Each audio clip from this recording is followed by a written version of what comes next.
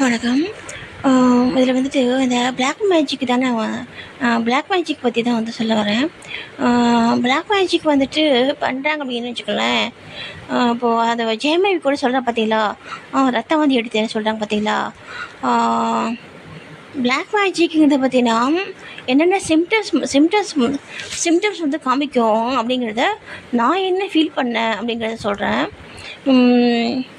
எனக்கு வந்து நான் வந்து ஒன் டைம் நான் வந்து பெட்லேருந்து எழுந்த உடனே நான் அப்படியே கிருன்னு தலை சுற்றி நான் வந்து கீழே வந்து விழுந்துட்டேன்.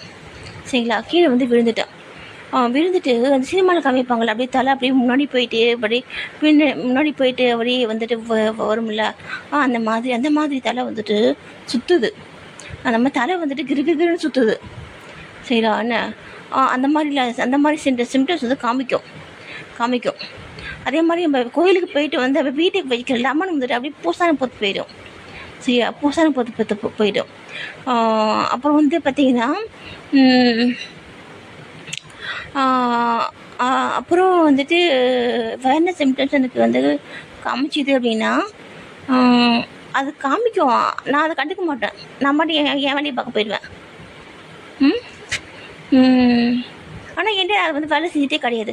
அவங்க வந்து எப்படி அவங்க செய்கிறாங்க தெரியுமா, நம்மளை ஏமாற்றி நம்ப வச்சு நம்ம சாப்பாட்டில் அந்த சில மருந்துகள் வந்துட்டு அவங்க வந்து கலந்து கொடுத்து அதை வந்து நம்ம சாப்பிட வைக்கிறாங்க. நாங்கள் வந்துட்டு ஒன் டைம் வந்துட்டு ஒரு 10 டேஸ்க்கு முன்னாடி நாங்கள் வந்துட்டு அங்கே போயிருந்தப்போ, கோயம்புத்தூருக்கு போயிருந்தப்போ, எங்கள் அண்ணி வந்துட்டு நீங்கள் 2 பேரும் வந்து இங்கேக்கு வந்து சாப்பிடுங்க அப்படின்னு சொல்லிட்டு எங்களை வந்துட்டு உட்காந்து சாப்பிட சொன்னாங்க. சரிங்களா, நாங்கள் வந்துட்டு அங்கே சாப்பிட்டோம். அந்த மாதிரி சில விஷயங்கள் வந்து அவங்க பண்ணுறாங்க. அந்த மாதிரி அந்த சாப்பாட்டில் அவங்க சில மருந்துகள் வந்துட்டு கலந்து கொடுத்து பண்ணுறாங்க. அதில் யார் வீட்லேயுமே போயிட்டு வந்து சாப்பிடாதீங்க, யாரையுமே நம்பாதீங்க. ஓகேவா, என்ன. அப்புறம் வந்து பார்த்திங்கன்னா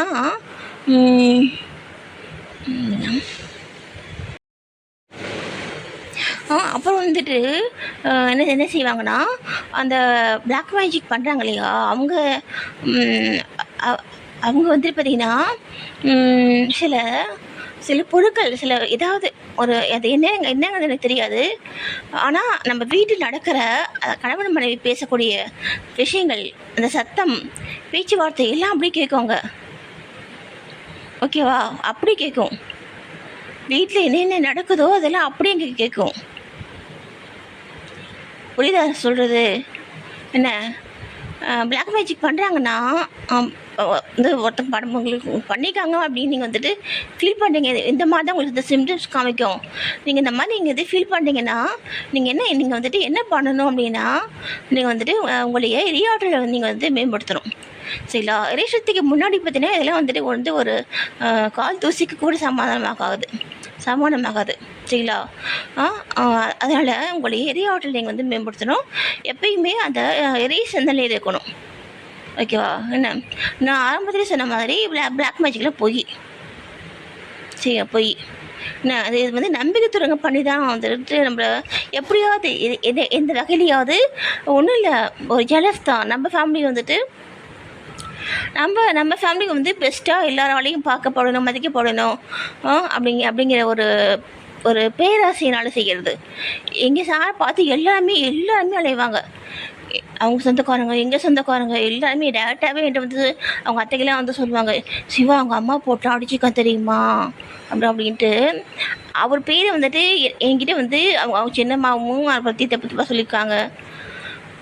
அவங்க சொந்தக்காரங்க வந்துட்டு அந்த மாதிரி அவங்க அத்தை அந்த மாதிரிலாம் வந்துட்டு என்கிட்ட சொல்லியிருக்காங்க.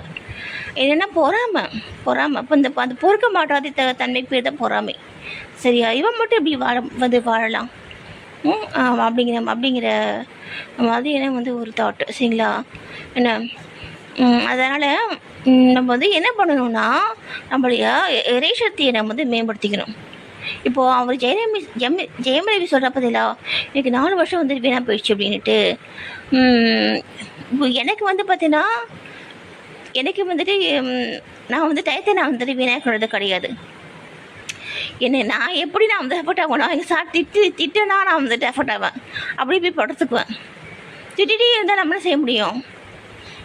இன்னைக்கு என்னுடைய விரோதிங்க சார் தான். நான் தான் சொன்னேன்ல சார் ரொம்ப புத்திசாலின்ட்டு. எல்லாம் தலைவிதி இல்லை. நன்றி.